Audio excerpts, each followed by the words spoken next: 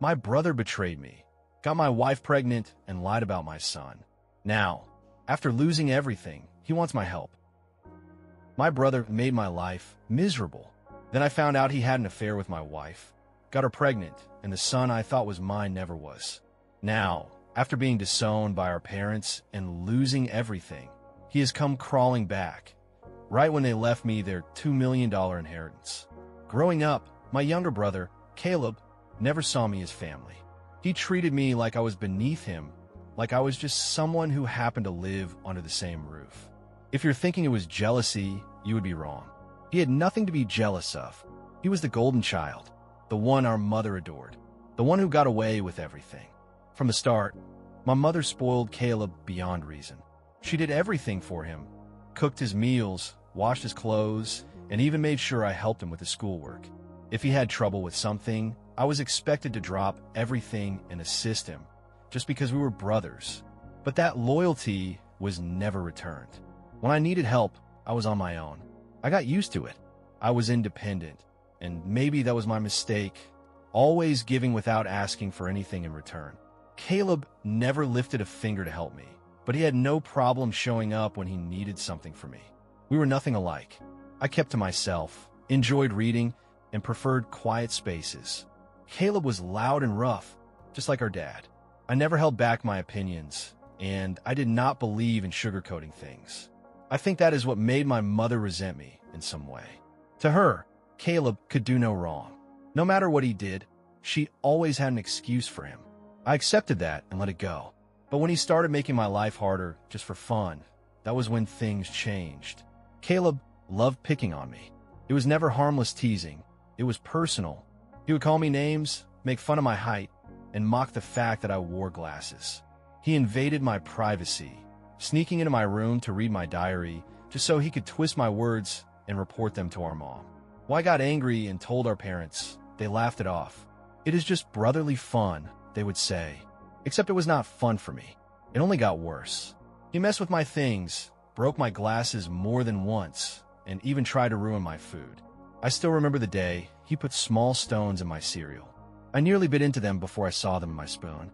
I told my mom, and she just smiled and said, "That is how brothers bond." I do not know what kind of mother says something like that. At school, Caleb saw another opportunity to make my life miserable.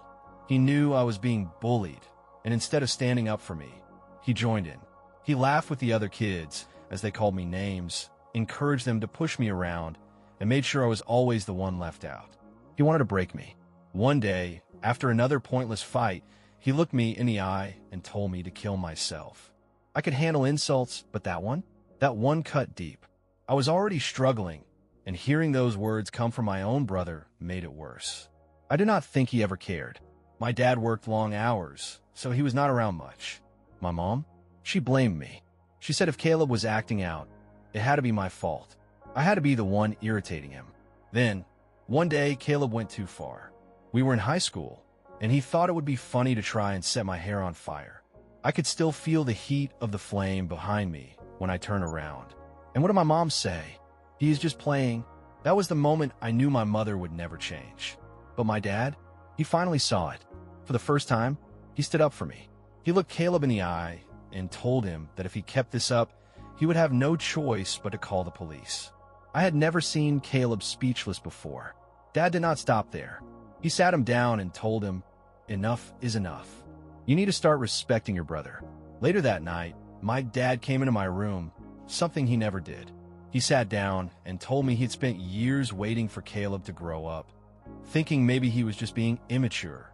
But now, he was starting to realize that his own son had become a bully. For the first time, I felt like someone actually saw me. I broke down and told him everything. Every insult, every time Caleb humiliated me, the way he encouraged the kids at school to hurt me. I told him everything I had held in for years. The next day, my dad went straight to the school principal. By the end of the week, my bullies were given a warning. One more incident, and there would be serious consequences. That same evening, my dad took me to a local gym and signed me up for mixed martial arts classes. He told me that I needed to learn to stand up for myself. At first, I thought it was ridiculous. I was a bookworm, not a fighter. But I stuck with it. I adjusted my schedule, made time to train, and push myself harder than I ever had before. It changed me. I was stronger, more confident, and for the first time, I felt like I could defend myself.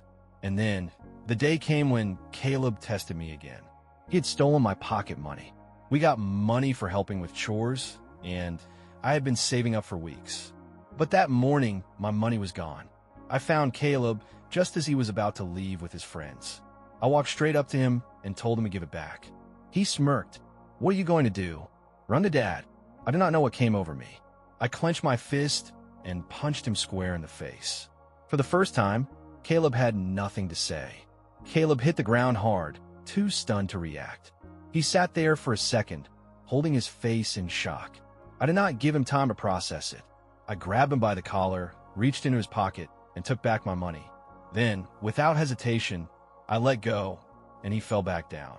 And just like that, Caleb, the tough guy, the one who never let me have a moment of peace, started bawling like a child. I will admit, it was almost funny watching my teenage brother sob on the ground. But before I could even take in the moment, I heard our mother rushing outside. She had heard her precious son crying. And of course, she came running. She barely looked at me before she dropped to her knees, fussing over Caleb, asking him what had happened. When she finally turned to me, her expression was a mix of shock and anger. "You hit your own brother?" she asked, as if that was the worst thing anyone could ever do. I stood my ground. He stole from me. But she did not care about that. Instead, she went on about how, as the older brother, I was supposed to set an example. Caleb, meanwhile, wiped his tears, smirking as she scolded me. He enjoyed every second of it. Later, she went to my dad, complaining about how I had attacked Caleb. My father, always the calm one, sat both of us down. He asked what had happened, and I told him the truth. How Caleb stole my money, how I had worked hard for it, and how I was sick of him thinking he could take whatever he wanted from me. Caleb, of course, had an excuse. He claimed he needed the money for a date, and as his brother, I should have helped him. That was the moment Dad looked him dead in the eye and said, "You were lucky he just hit you. Anyone else would have called the cops." For the first time, Caleb had no comeback. Dad made it clear stealing was stealing, no matter the excuse. He told Caleb he had no right to take what was not his and that he needed to grow up. Caleb did not like that. He threw a tantrum, hoping our mother would defend him. But this time, she stayed quiet. And when he realized that Dad was not going to punish me for what I had done, Caleb snapped. He yelled that he hated me, ran to his room, and slammed the door shut. That moment changed everything. From then on, Caleb kept his distance. He knew he could not push me around anymore. And what was worse for him, our dad had stopped backing him up. But Caleb never really changed. He still made his little comments when no one was around, still threw insults under his breath. If I asked him a question, he would ignore me. If he needed something, he refused to talk to me directly, making our mother relay messages like she was his personal assistant. I asked her why he could not just speak to me himself, but she would just sigh and tell me to be more understanding. At first, I thought maybe it was just a phase, something he would grow out of, but as time went on, it got worse. His anger grew, his patience wore thin, and eventually, I stopped trying altogether. The only thing I wanted was to leave that house and get away from him. I begged my mother to sit down with us and help us work things out, but she always refused. She did not want to get involved. I asked her why Caleb treated me the way he did, but she brushed it off like it did not matter. So, when the time came for me to leave for university, I did not look back. I had worked hard, earned a scholarship, and finally had the chance to get away. My dad threw a party for me, and even my mom seemed happy. Caleb, on the other hand, barely acknowledged that I was leaving. The day I packed my bags and left home, I felt relief like never before. University was a fresh start. I made friends, I focused on my studies, and for the first time in years, I did not have to deal with Caleb's constant negativity. It felt like a weight had been lifted off my shoulders.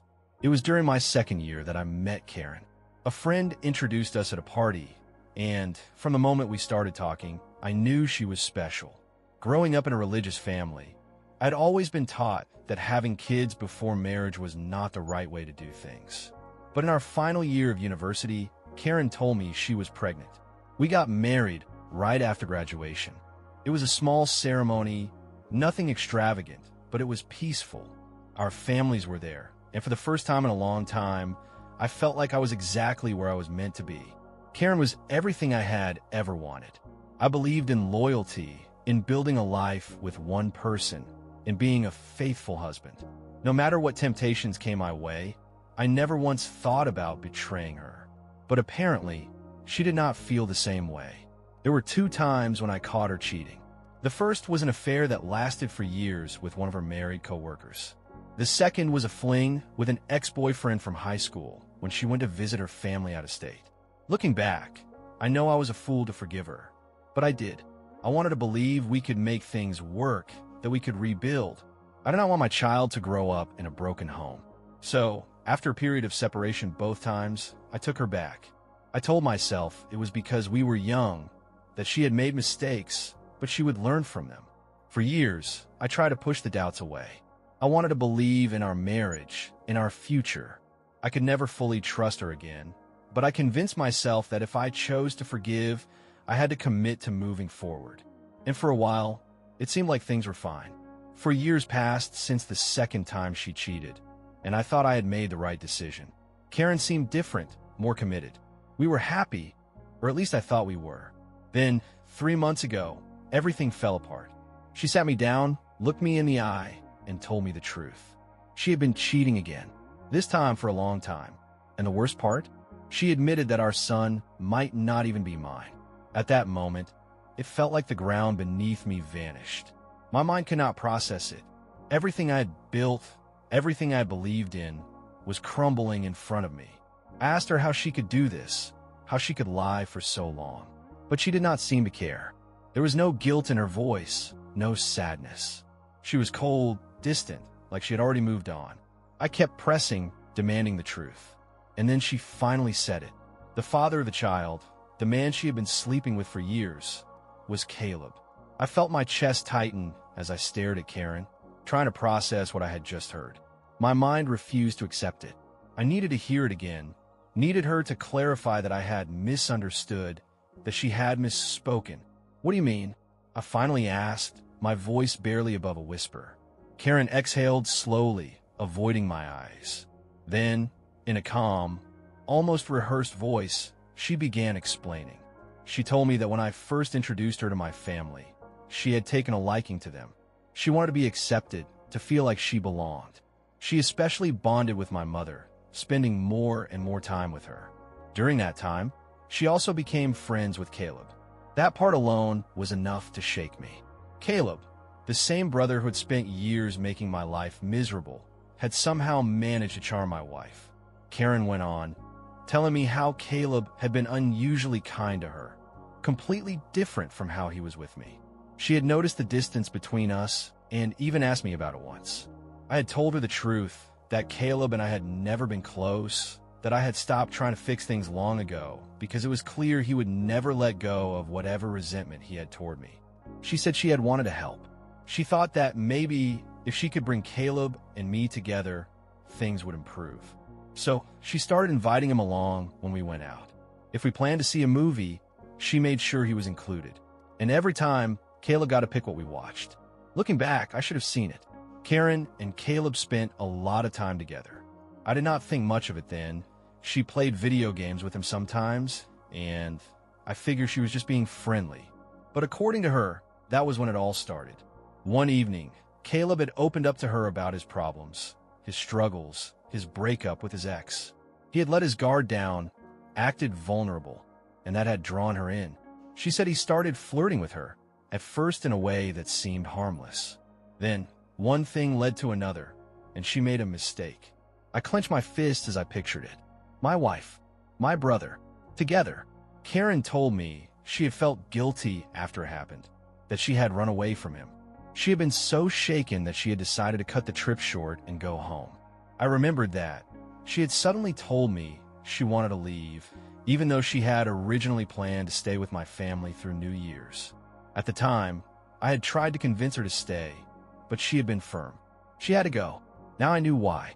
After the holidays, when we were back in college, she had acted like nothing was wrong. She was her usual cheerful self, and I had never thought to question it. 2 weeks later, she found out she was pregnant.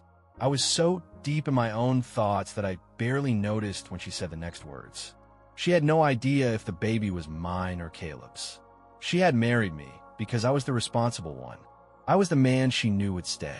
That was the moment my world truly shattered. The boy I had spent years raising, the child I had loved with everything in me, might not even be mine. I swallowed hard and forced myself to ask, "Were you still sleeping with Caleb?" Karen hesitated, then slowly nodded. She admitted that she and Caleb had never really stopped talking, that they had maintained a connection. She called it undeniable chemistry, like that was some kind of excuse. She told me that all those nights she claimed to be working late, all those business trips she went on, half of them were just excuses to meet up with him. They had been sneaking around for years. I stared at her, trying to understand. If you wanted him so badly, why did you marry me? Karen sighed and said she had not wanted to be the one to break up our marriage. She had convinced herself that I was the better choice, that staying with me was the right thing to do. She told me she had made a mistake. And then, unbelievably, she said she did not know when to stop. I let out a slow breath and stood up. "Thank you for telling me the truth," I said, keeping my voice steady. "I will be packing my things." Karen's face crumpled. She started crying, pleading with me to listen, telling me I was supposed to be angry, that I was supposed to yell at her. Instead, I walked to the closet and started filling my suitcase. She panicked. She begged me to stay, to at least try to work through it. She said if I really loved her, I should fight for her, that every marriage had problems. I ignored her. Then, she changed her approach. She told me that if I left, our son, my son, would suffer. She insisted that children needed both parents, that I should think about what I was doing. I turned to her, my expression blank. He might not even be mine. She broke down in tears, screaming at me for being cruel, for turning my back on a child I had raised. But the truth was, I had already turned my back on this marriage long ago. Maybe I had not admitted it to myself before, but I had always known, after the first time she cheated, after the second time. I had held on because I believed in family, because I thought I was doing the right thing. But now I knew better. Even if I could find it in myself to forgive her, even if I could pretend none of this happened, I would never be able to erase the image of her with Caleb. And I was done trying. I zipped up my bag and walked past her, leaving her crying at the door. That night, I checked into a hotel. The next morning, I went to my parents' house and told them everything. I told them how my wife had been unfaithful for years, how she had been seeing Caleb behind my back, how there was a real chance that the boy I had raised was not even my son. The look on their faces said it all. My mother, of course, immediately tried to defend Caleb. She refused to believe it, saying there had to be a mistake, that her son would never do something so horrible. I decided to put that theory to the test. I asked my parents to stay quiet while I called Caleb on speakerphone. I wanted to catch him off guard, to see if he would slip up. The moment he answered, I laid it all out. I told him I knew about his affair with my wife. At first, he denied everything, said I was crazy. But when I told him Karen had already admitted to it, he changed his tune. Suddenly, it was all her fault. He called her names, said she had no morals. Then, in the same breath, he bragged about how women always found him more attractive than me. That was all I needed to hear. I thanked him for confirming the truth, and in that moment, he went completely silent. That was when he realized our parents had heard everything. My mother, still stunned, finally turned to Caleb and demanded an explanation. He scrambled, stammering through excuses, blaming Karen, blaming anyone but himself. But the damage was done. I watched as the golden boy, the one who had always gotten away with everything, finally stood exposed for what he truly was. And for the first time in my life, my mother looked at him not with love, but with disappointment. At that moment, something inside me shifted. For years, I had been the one suffering, the one enduring the taunts, the cruelty, the endless betrayal. But now, Caleb was the one with nowhere to hide. The truth had finally caught up to him, and there was no way out. I watched as his confidence crumbled, his voice losing the arrogance it once carried. My father, who had always been a man of few words, was no longer silent. He reached for the phone and, in a tone I had never heard from him before, addressed Caleb. "Caleb," he said, his voice sharp, his disappointment unmistakable, "you did not just betray your brother. You betrayed this family. You destroyed the one thing that was supposed to mean something: loyalty. You slept with your brother's wife and kept doing it even after they were married. You knew what you were doing, and you did not care." He let the words sink in for a moment before continuing. "I raised both of you to understand respect, family, and integrity. And yet, here you are, proving that you have no understanding of any of it." He sighed, his voice thick with emotion. "You disregarded your brother's pain, ignored the damage you caused, and for what? Some twisted sense of satisfaction? Well, let me tell you something. Actions have consequences. And your start now." Caleb remained silent. He knew there was no talking his way out of this. "From today," my father went on, "you are cut off. No more college tuition. No more financial support. No more handouts. You want to act like a man? Then go ahead and figure out life on your own. Because as of this moment, I am done cleaning up your mess." I could hear Caleb stuttering on the other end, desperately trying to argue, but my father had already hung up. I did not say a word. I did not need to. For the first time in my life, I had witnessed my father truly hold Caleb accountable for his actions, and it felt like justice. My mother, who had always rushed to Caleb's defense, stood still. Then, without a word, she stepped forward and wrapped her arms around me. It was an unfamiliar feeling. Her embrace, the warmth, the unspoken apology. "I am sorry," she whispered, "for not believing you. For everything." I stood there, letting those words sink in. If only she had realized all of this sooner. After that, my father helped me find a good lawyer to handle my divorce. Karen, of course, did not make it easy. She and her lawyer tried every dirty tactic in the book, even pushing for alimony, since I earned more than she did. But the evidence of her affair worked in my favor. We also did a paternity test. I had held on to a tiny bit of hope, a shred of belief that maybe, just maybe, the boy I had raised was mine. He was not. Caleb was the father. I cannot describe what it felt like to hear those words. It was like losing my son and my past all at once. For days, I struggled to wrap my head around it. The child I had loved, protected, and raised was not mine. Karen begged me to stay in his life, said he should not suffer for her mistakes. But I could not do it. Every time I looked at him, all I saw was Caleb, and I hated it. After the divorce was finalized, I left everything behind and moved into my own place. For the first time in my adult life, I was on my own. I had gotten married so young that I never really had the chance to live by myself. But surprisingly, I loved it. A few weeks ago, my father called me. He had been thinking about his will and decided that Caleb would not get a dime. If there is one thing about my father, it is that when he makes up his mind, there is no changing it. Caleb had tried to reach out to them, had even shown up at their doorstep, begging for forgiveness. They did not even let him inside. Even my mother, who had always been soft when it came to him, was done. I think that hurt her the most, but she did not let it show. And through all of this, Caleb never once reached out to me to apologize. Not once. He did not regret what he had done. He just regretted the consequences. So when my father told me that he was leaving everything to me, his assets, his retirement fund, nearly $2 million in total, I was not even surprised. To make things official, he said he would leave Caleb exactly $1, just so he could never claim he had been left out of the will. I had no objections, but somehow Caleb found out. And since our parents would not speak to him, he called me. It was the first time I had heard his voice in months. He sounded desperate. He told me that college was too expensive, that he could not keep up with payments, and that Karen was pressuring him for child support now that the truth was out. He had no job, no money, and nowhere to turn. And just like that, he wanted to start fresh. He begged me to help him, to talk to our parents, to convince them to let him back in. I laughed. I told him he should have thought about all of this before he slept with my wife and had a child with her. He started arguing, saying I was being unfair, that Karen was just as much to blame. I agreed with him, and I reminded him that I had divorced her. She was his problem now.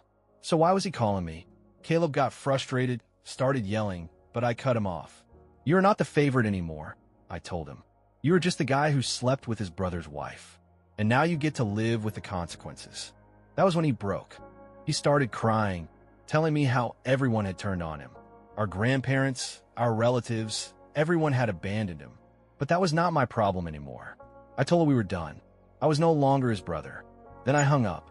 Since then, I have replayed that conversation in my head over and over again. And I will admit, hearing him cry did something to me. I do not know if it was pity, anger, or just the weight of everything finally settling in. But I'm left wondering, should I talk to our parents about him? Or would I be a fool for even considering it? Update 1. A lot of you have been asking why I no longer speak to my son, Henry. Some of you have even called me cruel. I am sorry if this offends anyone, but I just cannot raise another man's child. This is not a case of a stepfather taking a stepson. I was lied to. I was made to believe Henry was mine, only to later find out that he was my brother's son. I have cried over this. I have struggled, but I cannot be in his life. And honestly, I do not want Karen in my life either. If I kept in contact with Henry, she would find a way to keep herself in my world, and I am done with her. Call me selfish, call me cold, I do not care. But I cannot see him again. At least, not for a long time. Update 2. Many of you guessed correctly. It was my mother who told Caleb about the will. He called me as a last resort, thinking I would fix things for him. I confronted my mother, and she broke down. She told me that Caleb had been punished enough, that he had learned his lesson. My father, however, was firm. He told her that if she truly thought Caleb's actions were forgivable, then they could no longer be married, because he would never forgive him. She went quiet after that, and my father made it very clear, if she ever spoke to Caleb again, and we found out, she could pack her bags and leave. Like I said, my dad is stubborn. Hopefully, my mother has learned her lesson. Update 3. It has been 5 months since my last update. Life has been good. I go golfing with my dad every weekend, and our relationship has never been better. I have not spoken to Caleb, and neither have my parents. The last I heard, he had dropped out of college and was working as a mechanic. He and Karen are raising Henry together now, which is probably for the best. As for me, I was promoted at work, my salary has improved, and I am taking my time to heal. No rush. I will get there.